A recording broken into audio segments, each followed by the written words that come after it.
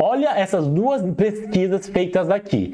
Uma por Balegar e outra por Ana Franco, uma brasileira. Meu nome é André Porporati, sou dentista, professor e pesquisador na Université de Paris, na França. E aqui neste perfil eu ensino dentistas a terem segurança no diagnóstico e resolverem 100% dos seus casos de bruxismo, DTM e neuropatia. Olha só o que mostraram. Em pacientes que têm DTM, cerca de 56% deles apresentaram critérios diagnósticos compatíveis com a cefaleia, migrânia ou tensional. Tá? Não é sintoma de dor de cabeça, é a dor de cabeça diagnosticada aqui.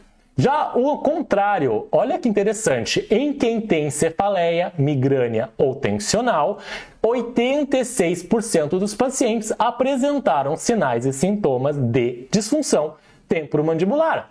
Então, se você quer mais pacientes no seu consultório, quem que você vai procurar? O médico neurologista.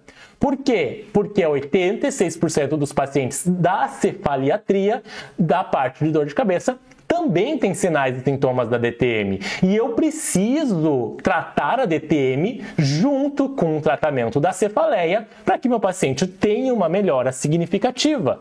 Se você quer saber mais sobre isso, escreva ATM aqui nos comentários para receber uma aula completa sobre o assunto.